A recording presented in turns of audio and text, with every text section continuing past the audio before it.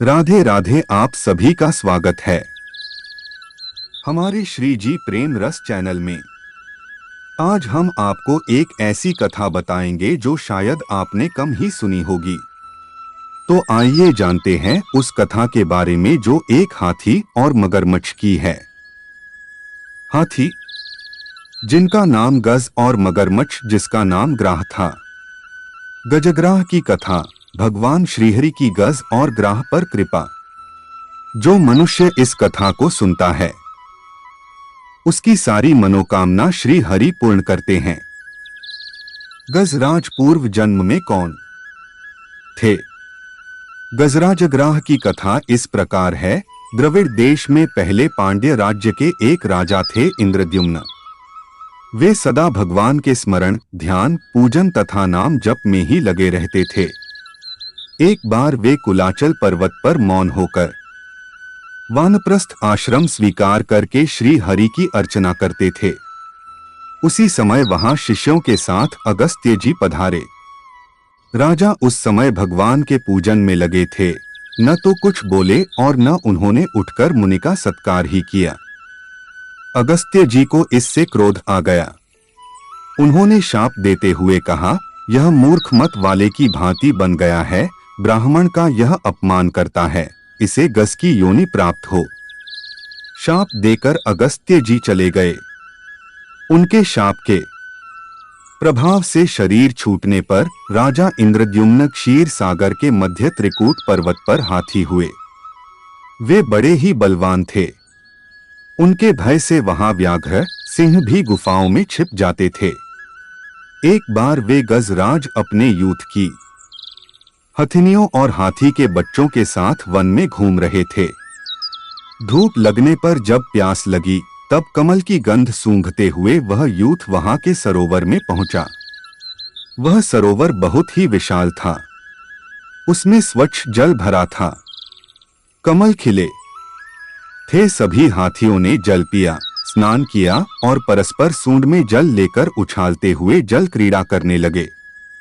गजग्राह का युद्ध उस सरोवर में महर्षि देवल के शाप से ग्राह होकर हुहु नामक गंधर्व रहता था। वह ग्राह जल क्रीड़ा करते हुए गजराज के पास चुपके से आया और पैर पकड़कर उन्हें जल में खींचने लगा।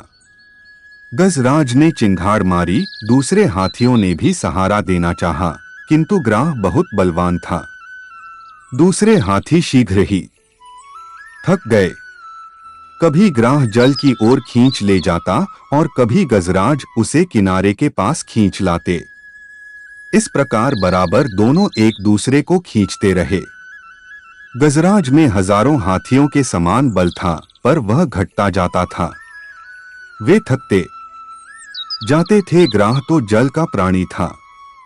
वह इनसे जल में बलवान पड़ने लगा।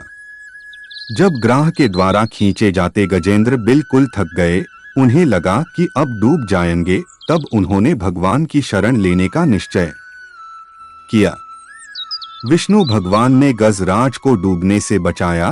पूर्व जन्म की आराधना के प्रभाव से उनकी बुद्धि भगवान में लगी। पास से एक कमल पुष्प तोड़कर सूंड में उठाकर वे भगवान की स्तुति करने लगे। जब कोई अत्यंत कातर होकर भगवान को पुकारता है तब वे दयामय एक क्षण की भी देर नहीं करते। कातर कंठ से गजराज भगवान की स्तुति कर रहे थे। देवता भी उनके स्वर में स्वर मिलाकर भगवान का स्तवन कर रहे थे। उसी समय भगवान गरुड़ पर बैठे वहां प्रकट हुए। भगवान का दर्शन करके गजराज ने वह पुष्प ऊपर उछाल कर कहा, नारायण, निखिल जगत के गुरु भगवान, आपको नमस्कार। भगवान के एक हाथ से गजराज को ग्राह के सहित जल में से निकालकर पृथ्वी पर रख दिया। अपने चक्र से ग्राह का मुख फाड़कर भगवान ने हाथी को छुड़ाया। भगवान के चक्र से मरकर ग्राह ऋषि के शाप से मुक्त हो गया। उसने भगवान की स्तुति की और उनकी आज्ञा लेकर अपने लोक को चला गया। हाथी को भगवान का स्पर्श मिला था। उनके अज्ञान का बंधन तत्काल नष्ट हो गया। उनका हाथी का शरीर सुंदर दिव्य चतुर्भुज रूप में परिणत हो गया। भगवत पार्षदों का रूप पाकर वे भगवान के साथ उनके नित्य धाम में पहुंच गए।